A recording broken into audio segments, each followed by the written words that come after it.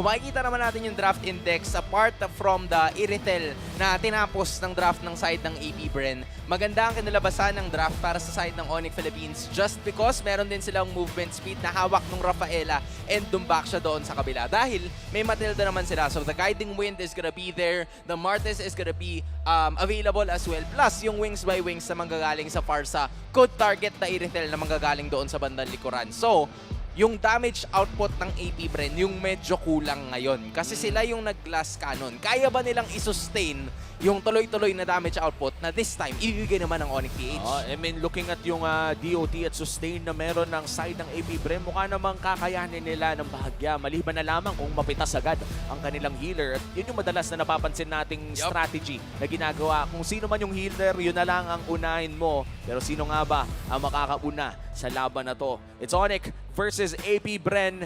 Game number 2 na of this best of 3 series. Inihintay ko na kung ito na ba yung game na lalabas si Perxiva kasi parang medyo nahiya nung game 1. Oh, parang inilalabas. Ano nga yun? Basta meron nga movie na gano'n na parang perks din. Anyway, nakalimutan ko. Pero yeah, yun yung kailangan. Perks of being a wallflower.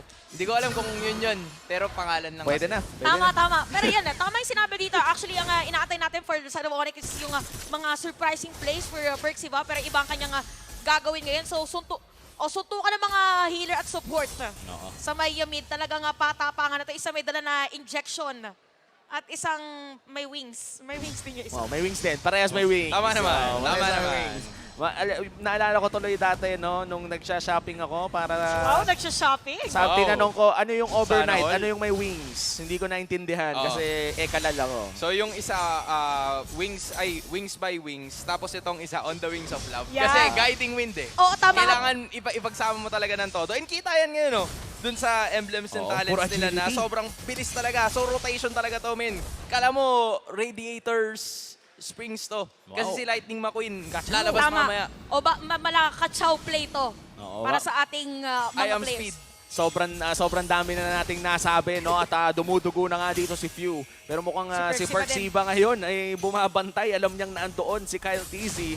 At ito ang ating trivia. Nakita nyo na din kanina lamang. Ito na talaga yung combo ngayon. Kung hindi mo pa ginagamit yung agility kasabayan ng isang wilderness at roamer at mid laner ka, gamitin mo na. Kachaw. Sobrang bilis mo talaga Oo. umiikot. Maiirita yung gold laner ng kalaban mo. At yun ang pinakamasayang feeling. Mairita yung gold laner ng Oo. kalaban mo. Mid and roam, go vroom, vroom, vroom.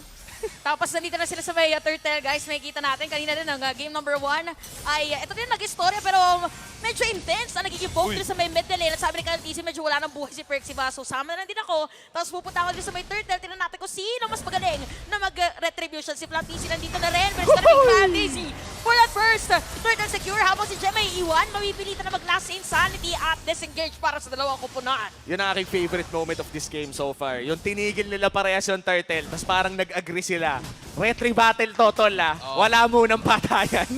Actually, good start yon para sa side ng AP Bren. Kasi yung ginawa nila is to burst Perxiva down. So medyo nag-aling-langan si Ryzen kung magsistay pa ba siya doon sa turtle fight. Kasi nagkaroon ng moment na halos 20% na lang yung buhay ni Perxiva. So walang guiding wind, walang kahit anong initiation using the circling eagle. So it was in terms of the mental toughness na ipakita dito ng AP Bren. Because of the burst down, then they've managed to take the turtle para sa kanila. Looking at the item build, no, mukhang wala pang sapatos dito. Ang side na ni Nets, ito yung tipo na feeling ko hindi talaga magsasapatos buong game. Oo. Damage muna, nakasprint naman. And mamaya pa talaga yung damage output ng Onyx. Ito yung alam mong late game yung inaabangan nila. Patagal ng lamang. patagal, no?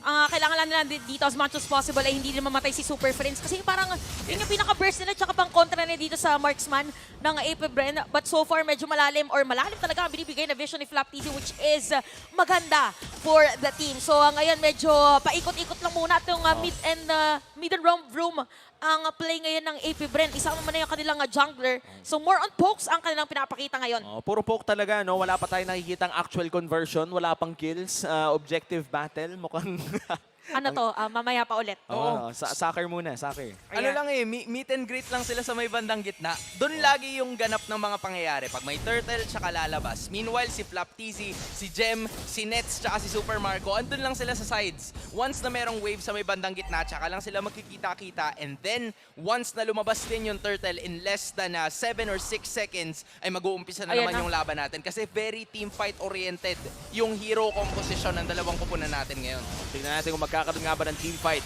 for the second turtle of the game. Papasok si Perxiva. Oh, si Fion target nila pero may last insanity IMU para sa kapitan.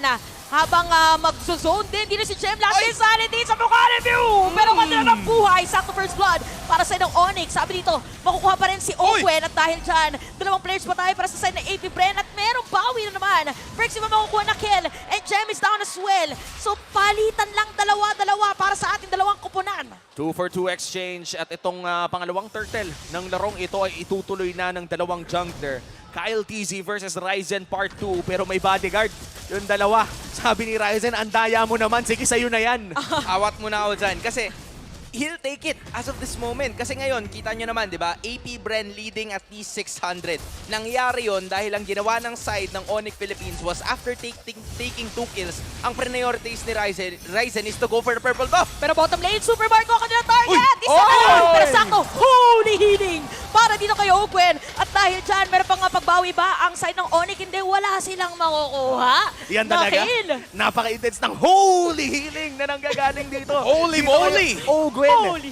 Naka-flask of the Oasis na rin kasi si Idol eh. Hindi pwede. Hindi pwede na makakapag-heal ka ng gano'n ng holy healing kapag hindi mo nagagawa yung mga Lalim eh. ganong klase ng initiation.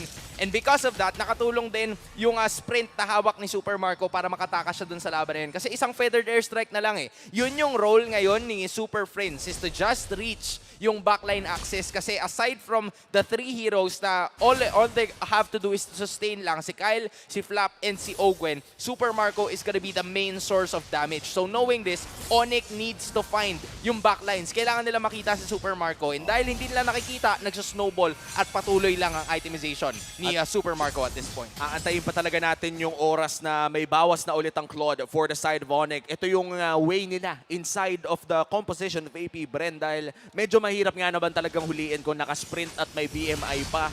Alam mong makakapasok talaga sa backline pero may konting focus na magaganap dito sa mid lane. Pero airstrike na gamit na rin. Oy, umurong ng konti pero hindi babawas. Bitin pa. Medyo hindi pa pumasok doon sa angulo ng protractor ni Wow. Super Fins. Para ini sa game. Actually, nung bata ko, hindi ko masyadong alam gamitin yung protractor pero nagagamit ng mga players natin. Now you know. Now you know. Ako, hindi ko nga alam kung ano yung protractor. Ito, legit, hindi ako nagmamahang-mahal. Pero kakaibang ginagawang traction dito ng ating dalawang kupunan. So AP Bren 500 lang kanilang lamang at kinagandahan para sa Onyx ay nakakakuha sila ng objectives. Yes. Hindi katulad ng game 1. Oo, andun sa top side. Ay, ang dami nangyari sa may mid lane. Natindi na si Kyle Casey. Ginamit na ang Circling Eagle. So, mid lane ngayon ang medyo napaagang eyeball para sa ating dalawang Wow. kupunan. Pero turtle pa rin sa top lane! Super Marco again my with a goodness. solo kill. At si Perxiva naman dito meron ng Flask of Oasis. Man, wait lang. Turtle will be secured for AP Bren. But it is very unfortunate for 2 games straight na solo kill si Nets ni Super Marco. Hindi dapat nangyayari yun, bossing. Medyo sinasagot ngayon ni Nets and there's probably more kasi gagamitin ni Perxiva yung Circling Eagle para makatakas and this is now the start of peril para sa side ng Onyx Philippines kasi nagiging effective na yung protect Super Marco strategy nila, nakaka-solo kill. And dahil doon, mas lalong nagkakaroon ng item si Super Marco. He's starting to be a little bit more confident into trying to force more waves. Kaya unti-unti nang nagtitipon yung Onyx Philippines. Kahit si Nets, sumama na sa mid. Mahirap din kasi kapag naiwan tas kaya na palang patayin ng katapat, kailangan ng sumama. Kumbaga, wala nang no choice pa para dito kay Claude. Kailangan talaga niyang sumama at bumawi sa sunod na team fight. At item check din lang dito sa Claude. Meron naman na siyang Golden Staff at pati na rin DHS. So, kahit papano ay may bawas naman na siyang maipapakita. Pero hindi pa ito yung hinihingi nating bawas. Yung may kasama na sanang corrosion side yung hinihingi natin. Para masakit na if ever. Sinabi natin kanina yung difference in items, 2-0-1 na pala si Super Marco. So medyo lamang nga talaga ang nakasakay dito kay Toothless sa may bottom lane. And 2-3 pa rin natin score, 2.3k din. Ang kalamangan dito ng AP Bren. So medyo kalmado pa rin natin nakikita sa dalawang koponan. But this time around, yep, for for Onyx as much as possible. Kailangan nila speed up. Kailangan sila magka-chow ngayon. Oo. Kumbaga, it's time to fire up. It's time to Kung fire Oni ka up. na ba? Legit na oras na para manalo at this point. Kasi one of the things na nakita ko in terms of the damage dealt, number 1, si Gem yung pinakamarami or pinakamataas yung damage output. So that already says a lot. Na wala pa gaano yung scaling ni Nets in this specific minute of the game. Kaya sobrang tindi ng pressure na ibinibigay ng side ng AP Bren na, okay, hindi ka pala makakabaril sa amin, hindi ka pa masyadong masakit. Then okay, bibigyan ka na namin as early as possible para kahit papaano, maramdaman mo at mas lalo ka pang madelay sa Super Marco na 2-0-1 na ngayon. Death push setup mula sa AP Bren. Kung sino mang dumaan paniguradong mabibigyan. Lumalapit na si Perxiva at bibiglayin nila pero napakataas ng shielding na nanggagaling sa Flash of the Oasis. Sisimulan ngayon ng AP Bren ang pangalawang Lord ang ng larong ito o ang pinakauna rather na Lord. Pero mukhang may matagal na sayawan na magaganap dito as we wait for the big team fight or the big signal na mangyari ito. Malayo pa yung Claude. Kaya naman nag-feather there strike na si Few ang kanilang pinupok. Okay, nagkaliparan na. Pero sabi dito, lumipad si Few papunta dito kay Gentap. Sabay flicker out para sa kanya at marereset muna yung Lord.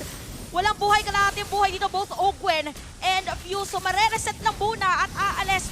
Kakalma lang muna ulit ang ating mga teams. Pero Super Marco, nakita niya na wala na buhay dito si Ryzen. Meron focus na gagawin. Matatamaan dito ng airborne na damage si Ogwen. Uy! Ang sakit ng damage kay Super Prince. And Ogwen halos wala na buhay pero matapang pa rin. Ito na nga yung Lord ata ay kukunin ng AP Bren. Gem is down pero meron pa namang immortality. Lord secured for Kyle TZ at si Ryzen naman ngayon ang gusto ni Flap. Makakatakas naman with the Mortal Coil pero killing spree na nga Si Nets, para kay Super Marco. At habang nangyayari ang lahat, si Nets tumatrabaho lang pala sa may bandang itaas. This is the same thing na palaging ginagawa ni Nets na kapag nalalagay sa alanganin ang kanyang kupunan. It's time for him to step up. Fire up siya individually. Kasi yun yung kailangan. Objectives is gonna be the name of the game. Gold earned going into the side of Super Marco. And I have to say, Ogwen, maganda ang kanya nagiging positioning in terms of team fight. Alam niya na kailangan siya ng team niya in terms of his holy healing. There he goes again. Nako, medyo may damage na si Nets. Nakita natin ang lahati yung buhay. Kailangan nalang kontrahin doon sa mga biglaan damage na sinasabi natin. Speaking of biglaan damage, kinamit ang Fairy Airstrike pero hindi sapat. Para madepensa niyo Torres sa may middle lane. Habang si Super Marco, konting arriba. Mega kill na para sa kanya.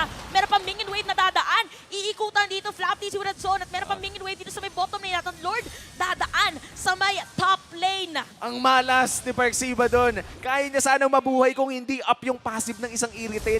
Dumople yung crit via Jungle Heart. At ngayon naman Sakit ay yun. 4v5 scenario with a Lord upstairs as well. Pero mukhang matutunaw naman na ito sa mukha ni Gem. Lord ngayon ay sinimulan na nga na tunawin ang side ng Onyx. At mukhang makakadepensa sila. Feathered airstrike ay kahit papano naglaland naman. If there is one thing na pinanghahawakan ng side of Onyx Philippines right now, it's the wave clear. Dahil meron silang feathered airstrike, nandyan din yung Blazing Duet na kahit papano, in fact, kahit na nerf to, pag dumating naman ang later portions ng laro na naka-build up na si Nets, especially now na meron siyang Golden Staff Corrosion Sight na nabanggit nga ni Umi from a while ago, that's gonna increase a little bit more in terms of like the basic damage output or basic attack na posible manggagaling dun sa Claude, mararamdaman ito ng kupunan ng AP Bren who is holding a 5.2k gold lead right now. And tingnan mo naman, di ba, damage dealt, Super Marco number 1 pero dahil sa pressure and poking capabilities, Super Friends makes it for the Parehas side of silang Sonics. super. Parehas super. Sino mas super ngayon? Doon natin titignan. Tsaka meron sa MPL Malaysia ba yun? Yung apat silang super. Apat silang super. Oy, teka lang, Perxiva. Medyo delikado pero hindi naman nata matutuloy ang labang yun.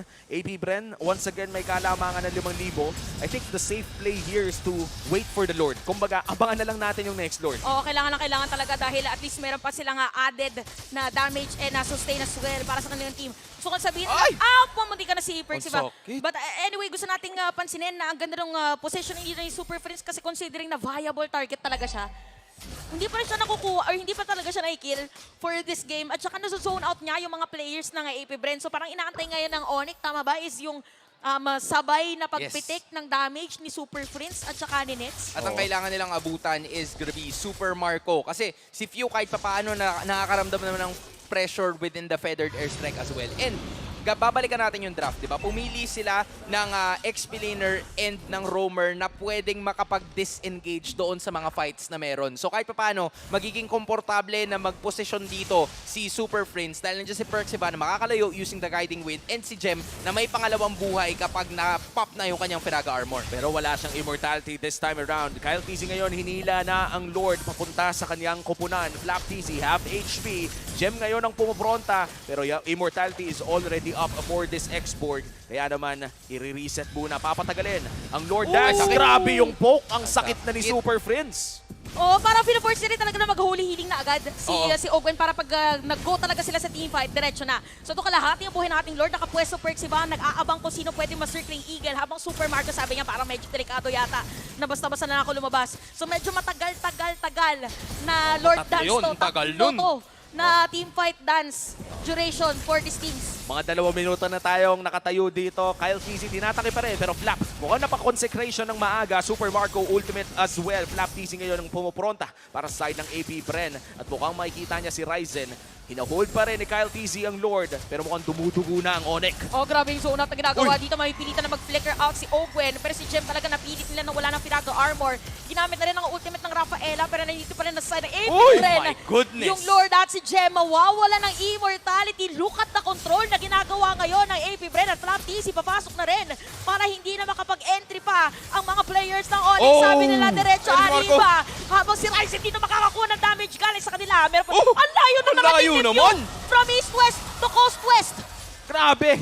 Lumangoy na talaga sa buong ere. Baliktad. And then this time around, West AP Coast Bren secures the Luminous Lord. And doon natin makikita ang kalamangan ng AP Bren in terms of sustain. At saka to, sobrang hirap na tumimfight pag may Rafaela. True. Isipin mo si Kyle TZ, andun lang siya, kasama niya lang yung Lord na nagmo-moment lang sila sa may bandang Lord Pit sa taas. And then, there were the rest of the members. Not to mention na nandyan si Flap TZ na up to this point, 15 minutes into the game, wala pang death. That already goes to show you how much sustain AP Bren is already holding na umabot sa point na kahit halos full build na, malapit na sa full build si Nets, eh hindi pa rin nape-penetrate yung defenses ng side ng AP Bren. And napaka-low ng kill score ng game na to. Aray! Pero mukhang pati si Flap ay nananakit na rin ng marksman at this point. At ang Luminous Lord ngayon ay nasa may bandang itaas. Isang bangga lang dito ay babagsak na ang Toring ito at mukhang makakaandar ang Lord. That's one inhibitor turret down. Mid lane naman ang punteriya ngayon ng AP Bren with a 7k gold lead. Okay, then depensa dito ang Onyx at may clear nila ang minion wave sa may middle lane. Pero few meron ng Divine Glaive for this game. So another minion wave dito sa may middle lane. Sumukha ito na yata ang inaantay ng AP Bren para pwedeng dumiretso at makakuha ng secured turret against them. Pero Flap TZ ito mga lahat yung buhay. Perxiva papasok pero hindi. Sabi niya bait lang daw yun. Habang AP Bren naghahanap ng tempo, this time around Onyx successfully makakadepensa. May malaki pang minion sa taas at sa baba. Pwede itong gamitin ng AP Bren kung gusto nilang ituloy. Pero pwede maging risky ito for the side of AP Bren dahil masikip ang mga lugar dito. O ginamit pa yung flicker para if ever tatamaan doon ang kanyang ultimate. Uy, si Pero Pew! Pew, halos wala buhay. Saktong-sakto naman ang holy healing coming in from Ogwen. Tapos si Perxiva mabibilitan muna na mag-circling eagle palayo. At kakaibang pag-poke ang ginagawa na ating mga players. Even Super Marco nag-ahanap lang din kung sino mangangalahati ang buhay para sa game. Minion wave sa may bottom lane. Nakareading AP Bren. Same goes with Onyx. Labanan ng yellow at blue. Pero grabe! Ang tension na nakikita natin dito sa may bottom lane. At sa dami-dami ng skill na nagamit, walang naging casualty. Pero yan isang yata. pitik na lang sa yung mid lane inhibitor turret. Pwedeng daanan nito ni Super Marco. Kalabitin lang niya na kahit isang beses ay makakaisa pa sila ang inhibitor turret. Pero sa tagal-tagal ng siege na yon ay 50 seconds na lang may Lord na ulit. Ganon katagal. Umi Chantel, what's the best call for it? What's the best call? Guiding airstrike o feathered wind? Kasi yun yung combination nag-guiding wind papasok, Oo nga, itong no? si Perxiva, and then nag-feathered airstrike, kaya nare-reposition Oo. yung feathered airstrike na binibitawan nitong si Super Friends na nakakaabot naman doon kay Ogwen and kay Super Marco. Na ngayon, nung simula, medyo nagdadalawang isip or hindi nag-iisip si Ogwen na pumili or mag-build ng immortality. Pero ngayon, siguro naiisip niya na yan ng konti kasi, ay, oh my goodness, inaabot na tayo ngayon ng feathered airstrike. Si oh my goodness. Oh, si oh my goodness Yun yung Rafaela pinakamagaling na healer sa buong mundo. Joke lang. Pero yun na nga, Lord Spawn, it's the Evolve Lord. And AP Bren ngayon ang may hawak nito. And as you said kanina, no, umuurong yung feathered airstrike on the side of Onyx. And kailangan nga abangan nito ng AP Bren dahil sumasakit na nga rin dito si Super Friends na hindi pa rin napipitas buong laro. Uy, pwesto ni Matagal-tagal Owen, na naman tayong tatambay dito para sa Lord. Tsaka sabi natin ang storyline ng Onyx from time to time is nananalo sila from a comeback. So talaga inaantay lang nila na medyo tumagal yung laban pero parang hindi nakatagal yung HP ni Ryzen dahil sa sakit na rin ng damage dito ni Super Marco. So ito na naman yung Lord Control na ating sinasabi para sa ating dalawang kupunan. Si Flaptisi magiging target nila dito pero still alive because of that holy healing. Wow. At magsusoki ng damage pero the airstrike against Mew and Ogwen. Pero look at that, parang babalik na naman ang HP parts dito na AP. Oy, Pero wow! airstrike ni Iga tapos Oh! flicker out para kay Few at Gem dito mawala ng immortality. Habang si Oh! Percy pa mapipilitan lumayo. And Gem is gonna be the target and triple kill para sa birthday boy, Super Marco. Talaga, makikita mo talaga ang birthday buff, 7-0 at nag-tricks pa si Few. Pinakita niya kung bakit siya idol ng mga kids. Dire-diretso lang dito ang Hive. Meron silang bit-bit na isang minion. Nagdiretso dito against Perxiva. Meron pa minion wave para sa kanila. Meron pa rin airstrike para kay Super Fritz. Pero hindi na yata kayang depensahan pa as AP Bren will win with a sweep. 3 points para sa AP Bren.